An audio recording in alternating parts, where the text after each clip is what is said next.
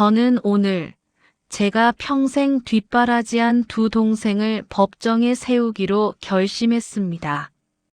73년을 살아오면서 이런 날이 올 줄은 정말 몰랐습니다.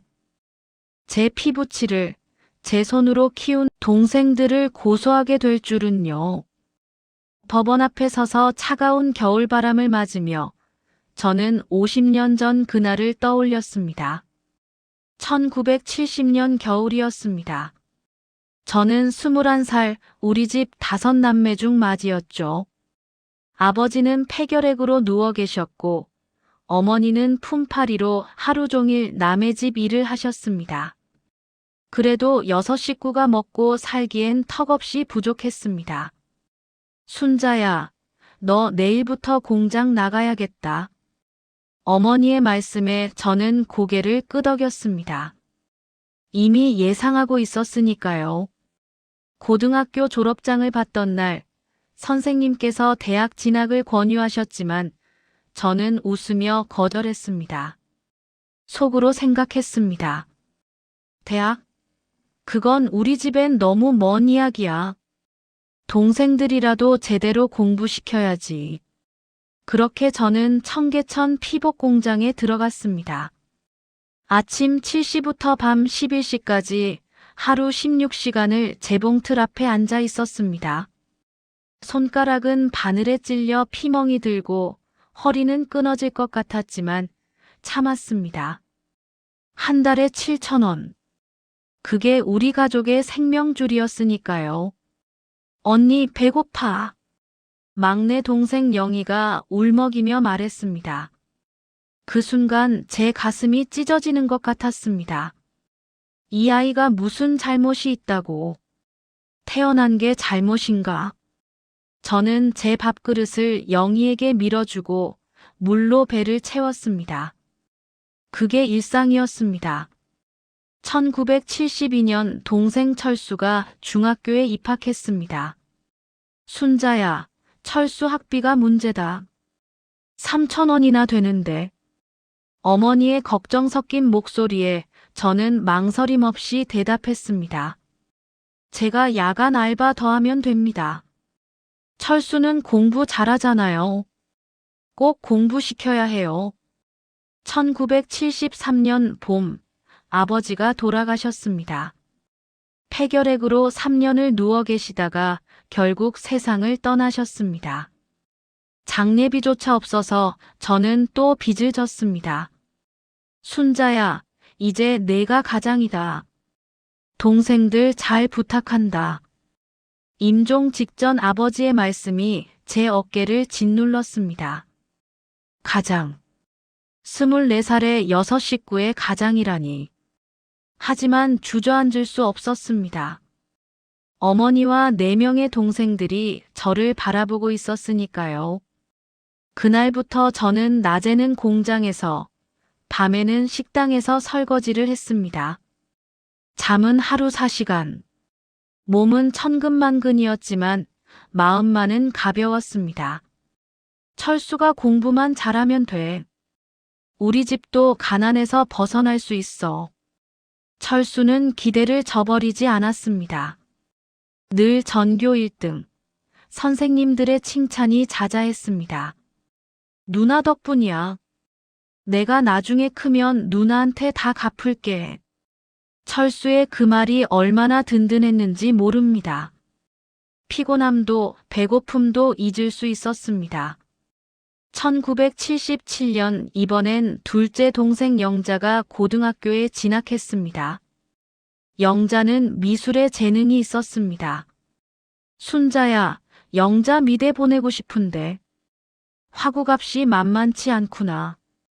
저는 주말에 청소일까지 시작했습니다. 일주일에 단 하루도 쉬지 않았습니다. 어느 날 공장 동료 미숙이가 물었습니다. 순자야, 너도 결혼 생각 안 해? 나이가 25인데. 결혼. 저한테는 너무나 먼 이야기였습니다. 결혼? 내가 결혼하면 동생들은 누가 돌봐? 아직은 안 돼. 나는 괜찮아. 동생들 공부시키는 게 더 중요해. 사실 소개팅 제안도 여러 번 있었습니다. 하지만 모두 거절했습니다. 제가 결혼하면 제 월급이 끊기니까요. 1978년 드디어 철수가 서울대 법대에 합격했습니다. 합격했어. 누나, 내가 해냈어. 철수가 달려와 저를 껴안았습니다. 저는 그 자리에서 주저앉아 울었습니다. 8년간의 고생이 주마등처럼 스쳐 지나갔습니다. 드디어 우리 집도 가난에서 벗어날 수 있겠구나. 하지만 기쁨도 잠시, 대학 등록금이 문제였습니다. 한 학기에 15만 원. 저의 1년치 월급과 맞먹는 돈이었습니다. 순자야, 이걸 어떡하냐. 어머니가 울먹였습니다. 저는 이미 결심하고 있었습니다. 어머니, 제가 돈 마련할게요. 저는 사채를 썼습니다. 이자가 어마어마했습니다. 한 달에 이자만 50만 원. 3개월 만에 공장 선배 윤희 씨에게 사정해서 돈을 빌려 사채를 갚았습니다. 하지만 이제 윤희 씨에게 빚을 지게 됐습니다. 그날 밤 저는 철수를 불렀습니다. 철수야, 누나가 내 등록금 500만 원을 빌려준 거야. 나중에 판사 되면 꼭 갚아야 해. 누나, 당연하지. 내가 어떻게 있겠어. 그럼 여기 차용증 좀 써줘. 누나도 빚을 진 거니까 증거가 필요해. 철수는 흔쾌히 차용증을 써줬습니다. 본인 김철수는 누나 김순자로부터 대학 등록금 명목으로 500만 원을 빌렸으며 취직 후 원금과 이자를 갚을 것을 약속함. 1978년 3월 5일. 이게 필요할 줄은 그때는 몰랐지. 밤낮으로 일했습니다. 사채 이자를 갚기 위해 또 다른 일을 시작했습니다. 새벽 시장에서 채소를 나르는 일이었습니다. 손은 동상으로 퉁퉁 부었고 무릎은 관절염이 와서 계단을 오르기조차 힘들었습니다. 29의 나이에 몸은 이미 50대 같았습니다. 1980년 영자도 홍익대 미대에 합격했습니다. 언니, 나도 합격했어. 기쁨도 잠시, 또다시 등록금 문제가 찾아왔습니다. 저는 이번엔 다른 지인들에게도 돈을 빌렸습니다. 영자에게도 차용증을 받았습니다. 본인 김영자는 언니 김순자로부터 대학 등록금 및 학비 명목으로 300만 원을 빌렸으며 취직 후 원금과 이자를 갚을 것을 약속함. 1980년 3월 10일. 괜찮아. 두 동생만 잘 되면 나도 편하게 살 수 있어. 조금만 더 참자. 1983년 철수가 사법연수원에 합격했습니다. 또 돈이 필요했습니다. 기숙사비, 교재비 등 800만 원. 철수야, 이번에도 차용증 써야 해. 누나가 또 빚을 져야 하니까. 누나, 미안해. 내가 꼭 갚을게. 약속해. 철수는 이번에도 차용증을 썼습니다. 본인 김철수는 누나 김순자로부터 사법연수원 비용 명목으로 800만 원을 추가로 빌렸으며 판사 임용 후 이전 빚과 함께 원금과 이자를 반드시 갚을 것을 약속함. 1983년 2월 20일. 하지만 조금만 더는 끝이 없었습니다. 철수의 사법고시 학원비, 영자의 화구값과 전시회 비용. 끝없이 돈이 필요했습니다. 1982년 어느 날 집에 왔더니 철수가 새 옷을 입고 있었습니다. 철수야, 그 옷 새로 샀어? 응, 누나. 나 요즘 과외 많이 해서 돈 좀 벌어. 한 달에 20만 원 정도 돼. 20만 원. 제 월급의 3배가 넘는 돈이었습니다. 20만 원이나. 그럼 이제 좀 도와줄 수 있겠네. 철수야, 그럼 이제 등록금이랑 생활비는 내가 해결할 수 있겠다. 철수가 난처한 표정을 지었습니다. 누나, 나도 쓸 데가 많아. 책도 사야 하고, 친구들이랑 공부 모임도 있고, 그리고 나중에 사법연수원 들어가면 또 돈 들잖아. 지금 저축해야 돼. 그래도 집이 이렇게 힘든데. 누나, 미안. 다음 달에 5만 원만 드릴게. 그것도 빠듯한데. 5만 원. 한 달에 20만 원을 버는 철수가 고작 5만 원만 주겠다고 했습니다. 20만 원 중에서 5만 원? 나는 7만 원 월급 중에서 6만 원을 집에 넣는데. 그리고 그 5만 원도 한 번 주고는 다시 주지 않았습니다. 철수는 외식을 하고 새 시계를 차고 친구들과 여행을 다녔습니다. 철수야, 저번에 5만 원 준다고 했는데. 아, 누나 미안. 이번 달은 교재비 쓰느라. 다음 달에 줄게. 다음 달도 그 다음 달도 약속은 지켜지지 않았습니다. 내가 뭐 하는 거지? 철수 대학 보내려고 사채까지 썼는데 정작 철수는 자기 배만 불리고 있잖아. 하지만 저는 아무 말도 하지 못했습니다. 철수가 공부에 집중하지 못할까봐 걱정이 됐으니까요. 저는 31살에 폐공장으로 직장을 옮겼습니다. 위험하지만 월급이 조금 더 많았거든요. 어느 날 기계에 손가락이 끼었습니다. 약지 한마디가 잘려나갔습니다. 병원에 누워서도 저는 걱정했습니다. 일을 못하면 어떡하지? 다행히 왼손이라 일주일 만에 다시 공장으로 돌아갔습니다. 1985년 철수가 드디어 사법시험에 합격했습니다. 누나, 내가 해냈어. 판사가 될 수 있어. 저는 기쁨의 눈물을 흘렸습니다. 15년을 기다린 순간이었습니다. 이제 내 삶도 시작할 수 있겠구나. 저는 36이었습니다. 결혼하기엔 늦은 나이였지만 이제라도 제 삶을 찾고 싶었습니다. 누나, 정말 고마워. 내가 판사 되면 먼저 누나 빚부터 갚을게. 그리고 누나한테 집도 사줄 거야. 철수의 약속에 저는 가슴이 벅찼습니다. 1987년 영자도 유명 광고회사의 디자이너로 취직했습니다. 언니, 나 초봉이 30만 원이래. 이제 나도 언니 도울 수 있어. 저는 가슴 벅찬 마음으로 두 동생을 바라봤습니다. 드디어 고생 끝, 행복 시작인 것 같았습니다. 이제 나도 쉴 수 있겠구나.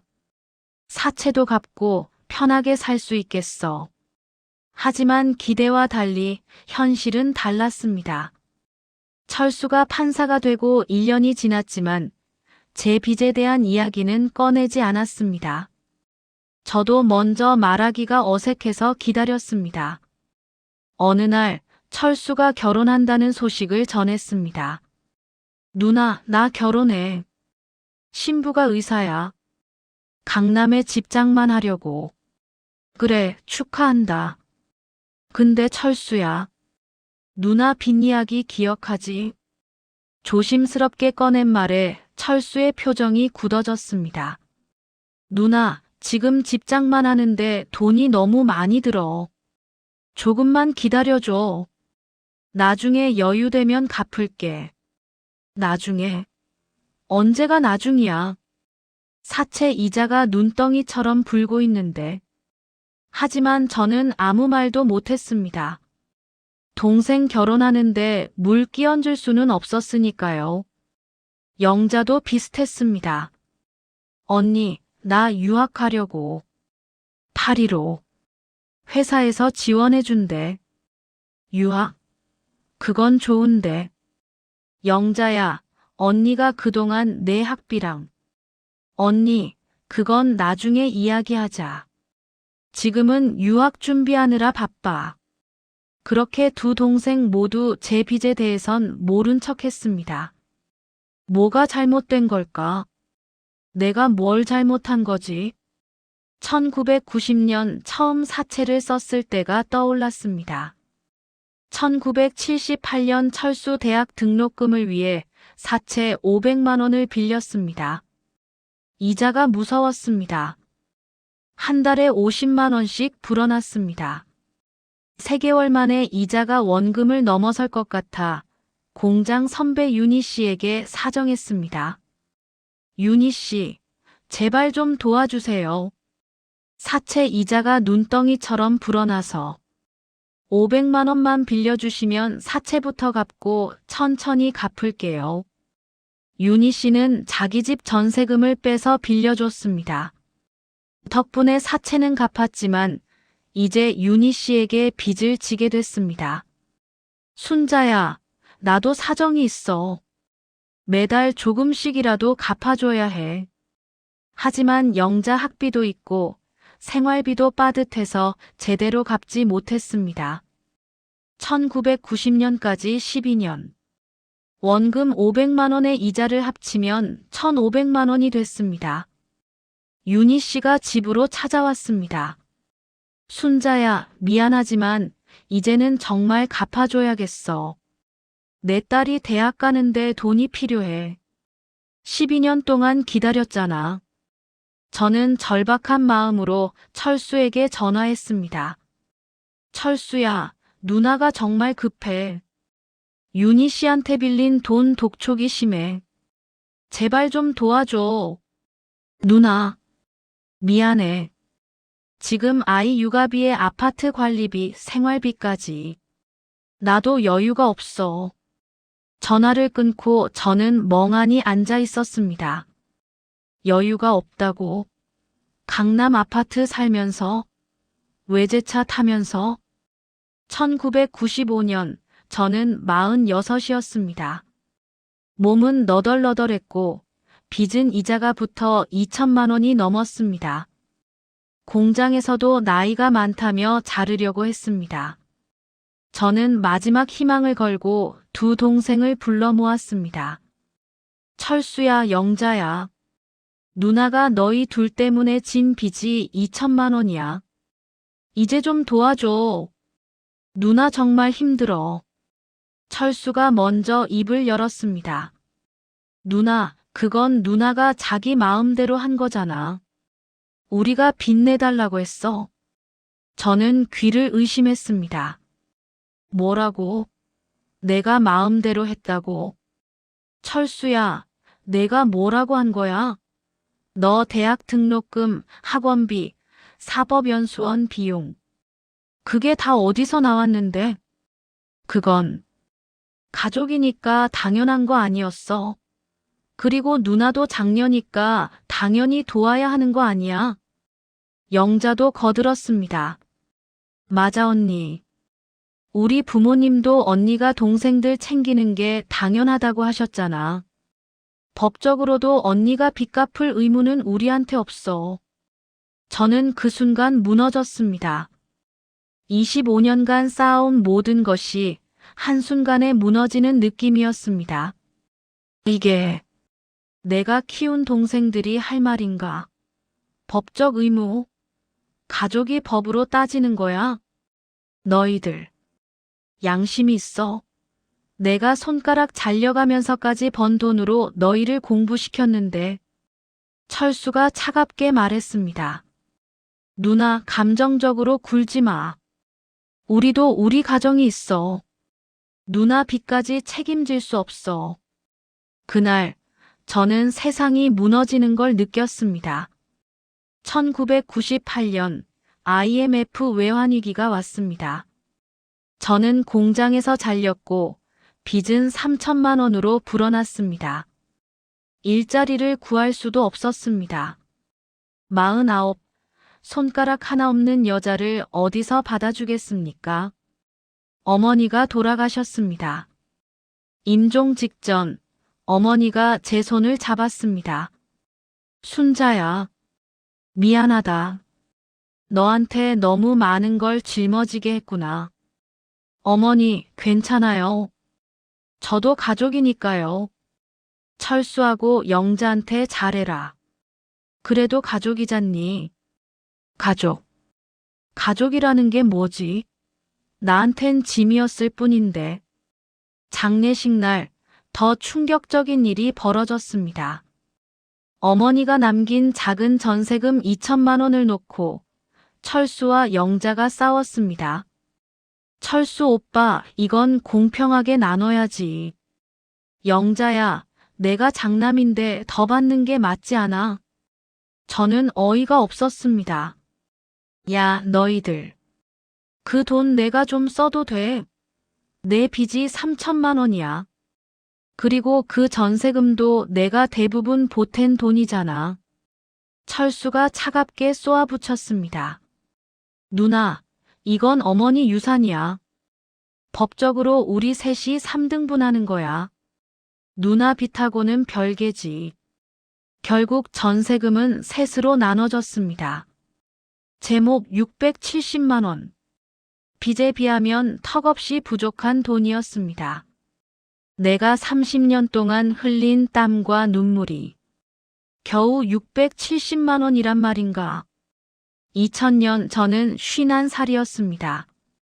윤희 씨 빚에 더해 영자 학비로 또 다른 지인들에게 돈을 빌렸습니다. 빚은 이자가 붙어 5천만 원을 넘었습니다. 지인들은 매일 전화를 걸어왔고 집 앞에서 기다렸습니다. 어느 날 철수에게서 연락이 왔습니다. 누나, 나 고등법원 판사로 승진했어. 그래, 축하한다. 그리고 누나, 내가 아파트를 하나 더 샀거든. 강남에. 아파트를 하나 더? 나는 빚에 허덕이는데. 철수야, 누나 좀 도와줘. 제발. 이대로는 살 수가 없어. 누나, 나도 힘들어. 아이 육아비에 생활비까지. 미안하지만 못 도와줘. 영자도 마찬가지였습니다. 파리에서 돌아와 디자인 회사를 차렸고 성공했다는 소문을 들었습니다. 영자야, 언니 진짜 힘들어. 내가 조금만 도와주면. 언니, 나도 회사 운영하는 게 만만치 않아. 직원들 월급 주기도 빠듯해. 미안. 2005년 저는 노숙자가 될 뻔했습니다. 빚쟁이들이 집까지 빼앗으려 했고 저는 친구 집 창고에서 지냈습니다. 56의 나이에 청소 일을 하며 하루하루를 연명했습니다. 왜 내 인생은 이렇게 된 걸까? 내가 뭘 잘못했지? 그해 추석 철수가 명절 선물이라며 10만 원을 건넸습니다. 누나, 이거라도 쓰세요. 저는 그 돈을 던져버렸습니다. 10만 원? 내가 너한테 쓴 돈이 얼마인데 10만 원으로 양심을 산다고. 철수가 화를 냈습니다. 누나, 언제까지 과거에 매달릴 거야? 이제 그만 좀 해. 우리도 우리 인생 살아야 한다고. 그 순간 저는 모든 걸 깨달았습니다. 이 사람들은 절대 나를 갚을 생각이 없구나. 내 인생은 그저 디딤돌이었을 뿐이야. 2010년 저는 환갑을 맞았습니다. 친구 미숙이 제안했습니다. 순자야, 법적으로 따져봐. 내가 동생들 키우느라 쓴 돈, 증거만 있으면 받아낼 수 있어. 증거? 내가 무슨 증거가 있어? 찾아봐. 옛날 통장, 영수증, 사채 문서.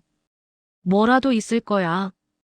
저는 30년 묵은 짐을 뒤지기 시작했습니다. 낡은 상자에서 통장들이 나왔습니다.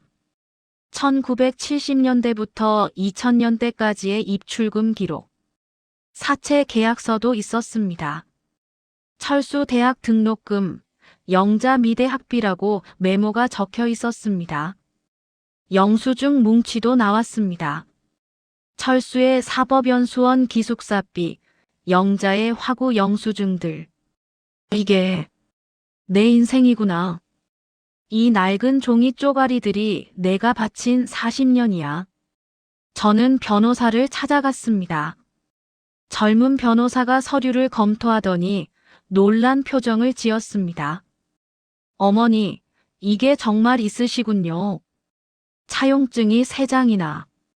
그것도 본인들이 직접 쓴 필체로. 네.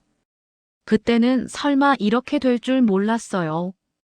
솔직히 말씀드리면 가족 간의 오간 돈은 법원에서 증여로 보는 경우가 대부분입니다. 1990년대는 더욱 그랬고요. 하지만 변호사가 차용증들을 다시 살펴봤습니다. 이건 다릅니다.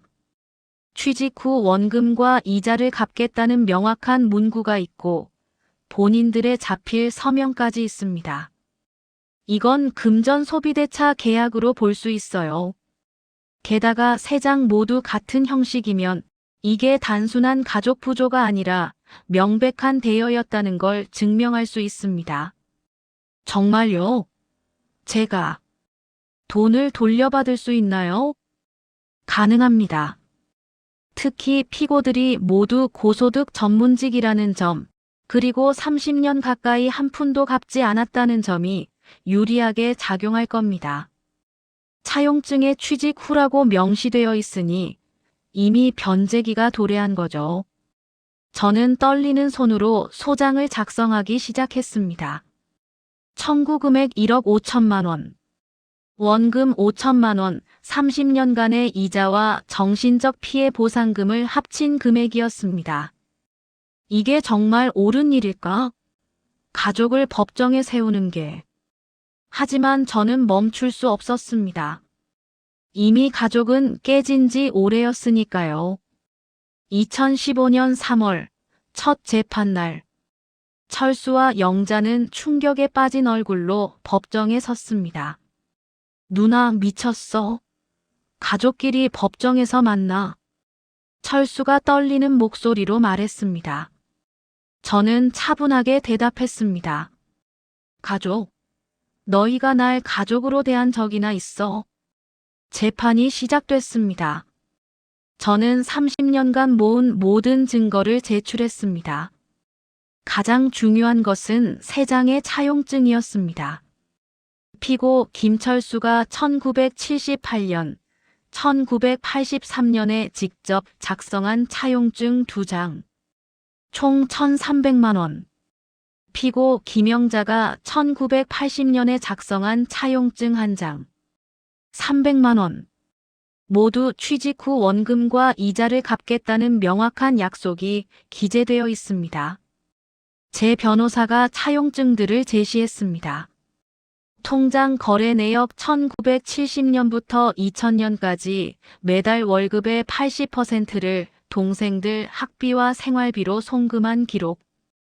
윤희 씨 차용 증명서 철수 대학 등록금을 위해 윤희 씨에게 빌린 돈과 12년간 갚은 이자 내역. 의료 기록 1981년 손가락 절단 산업재해 기록. 생계 유지를 위해 무리하게 작업하다 사고라고 명시됨. 판사가 서류를 검토하며 말했습니다. 피고 측, 이 차용증들에 대해 반박할 내용이 있습니까? 철수의 변호사가 일어났습니다. 재판장님, 이는 가족 간의 정에 의한 것이며 실질적으로는 증여에 가깝습니다. 차용증은 형식적인 것에 불과합니다. 제 변호사가 즉시 반박했습니다. 형식적이라면 왜 3차례나 같은 형식으로 작성했습니까? 그리고 취직 후 원금과 이자를 갚겠다는 문구는 명백한 금전 소비 대차의 의사표시입니다. 대법원 판례에 따르면 가족 간이라도 이러한 명시적 약정이 있으면 대여로 인정됩니다. 증인 신문이 이어졌습니다. 공장 동료 미숙이 증인으로 나왔습니다. 순자는 30년 동안 단 한 번도 자기 자신을 위해 돈을 쓴 적이 없습니다. 옷 한 벌, 신발 한 켤레도 사지 않았어요. 전부 동생들한테 갔습니다. 공장 선배 윤희 씨도 증인으로 나왔습니다. 이 사람 30년 가까이 빚을 갚느라 고생했어요. 처음엔 500만 원이었는데 12년 넘게 조금씩 갚아서 이자 포함 1,500만 원 넘게 받았습니다. 전부 동생들 학비 때문이었어요. 나도 딸 대학 보낼 돈이 필요해서 독촉할 수밖에 없었지만 정말 마음이 아팠습니다. 철수와 영자의 얼굴이 창백해졌습니다. 판사가 철수에게 물었습니다. 피고 김철수 씨, 원고가 귀하의 학비를 댄 것이 사실입니까? 네. 그런데 단 한 푼도 갚지 않았습니까? 그건 피고는 현재 고등법원 판사로 연봉 1억 원이 넘고 강남 아파트 2채를 소유하고 있습니다. 맞습니까? 네. 그런데 빚에 허덕이는 누나를 도와주지 않은 이유가 무엇입니까? 철수는 아무 말도 하지 못했습니다. 3개월 후 판결이 내려졌습니다. 원고 승소. 피고 김철수, 김영자는 연대하여 원고에게 1억 2천만 원을 지급하라. 법정이 술렁였습니다. 판사가 판결문을 낭독했습니다. 피고 김철수, 김영자가 작성한 차용증들은 명백한 금전 소비대차 계약의 증거다. 취직 후 원금과 이자를 갚겠다는 문구는 단순한 가족 간 부조가 아니라 반환 의무를 전제로 한 대여임을 명확히 한다. 피고들은 이미 1985년, 1987년에 각각 취직하여 변제기가 도래했음에도 30년 가까이 한 푼도 갚지 않았다. 이는 명백한 채무불이행이다. 더욱이 원고는 피고들을 위해 빚을 지고 30년간 이자를 갚아왔으며 그 과정에서 손가락까지 잃었다. 반면 피고들은 각각 판사, 디자인 회사 대표로 성공했으나 원고를 외면했다. 이는 심각한 신의칙 위반이며 배은망덕 행위다. 철수가 주저앉아 울었습니다. 누나, 미안해. 정말 미안해. 저는 차갑게 돌아섰습니다. 이제야 미안해. 30년 동안 뭐 했어? 2020년 저는 71살이 되었습니다. 판결로 받은 돈으로 빚을 다 갚고 작은 원룸을 마련했습니다. 평생 처음으로 제 집이 생겼습니다. 철수는 판사직을 사임했습니다. 언론에 대서특필되면서 폐륜 판사라는 낙인이 찍혔거든요. 영자의 회사도 평판이 나빠져 문을 닫았습니다. 두 동생은 여러 번 찾아와 용서를 빌었습니다. 누나, 제발 용서해줘. 우리가 잘못했어. 하지만 저는 문을 열어주지 않았습니다. 용서? 30년의 세월을 어떻게 용서로 되돌릴 수 있어? 그런데 놀라운 일이 일어났습니다. 제 이야기가 뉴스와 인터넷에 퍼지면서 많은 분들이 저를 응원해 주셨습니다. 특히 저처럼 가족을 위해 희생했던 분들이 연락을 주셨습니다. 순자 씨, 저도 똑같았어요. 오빠들 대학 보내느라 제 청춘을 다 바쳤는데 결혼도 못하고. 순자 씨 보면서 용기를 얻었어요. 그렇게 비슷한 처지의 사람들과 모임을 만들었습니다. 희생한 언니들의 모임. 한 달에 한 번씩 만나 서로의 이야기를 나누고 위로했습니다. 그리고 2021년 봄 뜻밖의 만남이 있었습니다. 모임에 새로 오신 분의 오빠였습니다. 박종수 씨, 73살. 저는 반대예요. 제 여동생이 저를 대학까지 보내줬는데 제가 동생 빚을 다 갚았습니다. 30년 걸렸지만요. 박종수 씨의 이야기를 들으며 눈물이 났습니다. 이런 사람도 있구나. 은혜를 아는 사람도 있어. 그날 이후 박종수 씨와 자주 만났습니다. 커피도 마시고 산책도 하고 공원에서 이야기도 나눴습니다. 순자 씨, 이제라도 행복하셔야 해요. 아직 늦지 않았어요. 종수 씨, 저 같은 늙은이가 무슨 행복을. 나이가 무슨 상관이에요? 제 아내가 5년 전에 세상을 떠났는데 순자 씨 만나고 나서 다시 웃을 수 있게 됐어요. 2022년 가을, 저는 박종수 씨와 조촐한 결혼식을 올렸습니다. 73살의 신부. 누가 봐도 우스꽝스러울 수 있지만 제 인생에서 가장 행복한 날이었습니다. 순자 씨, 아니 순자.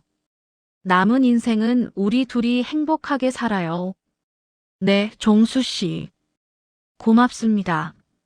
막내 동생 영희가 결혼식에 왔습니다. 유일하게 제게 잘해준 동생이었죠. 언니, 정말 축하해요. 이렇게 행복한 모습 처음 봐요. 영희야, 고마워. 내가 와줘서. 모임 식구들도 모두 왔습니다. 축하해주고 함께 웃고 축복해 주었습니다. 이게 가족이구나. 피로 연결되지 않아도 진심으로 축하해주는 이 사람들이 진짜 가족이야. 지금 저는 종수 씨와 함께 작지만 따뜻한 집에서 살고 있습니다. 아침에 일어나면 종수 씨가 커피를 타줍니다. 함께 공원을 산책하고 모임 친구들을 만나고 저녁엔 함께 요리를 합니다. 철수와 영자는 가끔 편지를 보냅니다. 용서를 구하는 편지들. 하지만 저는 답장하지 않습니다. 용서는 아직은 할 수 없어. 하지만 이제 더 이상 미움에 사로잡혀 있지도 않아. 어느 날 저녁 종수 씨가 물었습니다. 순자 행복해요? 저는 미소 지으며 대답했습니다. 네. 처음으로 진짜 행복해요. 73년을 살면서 처음이에요. 좋아요. 그럼 됐어요. 창밖으로 석양이 지고 있었습니다. 아름다운 노을이었습니다. 내 인생도 이제 석양이지만 이렇게 아름다울 수 있구나. 희생만 하던 인생이 아니라 사랑받고 존중받는 인생. 이게 진짜 내 인생이야. 2023년 여름 모임에서 작은 강연회를 열었습니다. 저의 이야기를 나누는 자리였습니다. 여러분, 저는 50년을 희생했습니다. 하지만 지금 이 순간이 있어서 다행입니다. 늦었다고 생각하지 마세요. 여러분도 행복해질 자격이 있습니다. 청중석에서 박수가 터져 나왔습니다. 눈물을 흘리는 사람들도 있었습니다. 강연이 끝난 후 한 젊은 여성이 다가왔습니다. 선생님, 저도 오빠들 대학 보내느라 제 꿈을 포기했어요. 근데 오늘 선생님 이야기 듣고 용기가 생겼어요. 이제라도 제 인생을 찾아야겠어요. 저는 그녀의 손을 꼭 잡았습니다. 그래요. 당신의 인생이에요. 당당하게 찾으세요. 내 고통이 누군가에게 힘이 된다면 그것만으로도 의미가 있어. 지금 이 순간 저는 정말 행복합니다. 종수 씨와 손을 잡고 공원을 걷고 친구들과 웃으며 이야기를 나누고 누군가에게 희망을 주는 이 삶. 73년을 살면서 처음으로 저는 제 자신을 위해 살고 있습니다. 그리고 그게 잘못된 게 아니라는 걸 이제 압니다. 제 이야기를 끝까지 들어주셔서 고맙습니다. 댓글로 응원 남겨주시면 많은 힘이 될 거예요.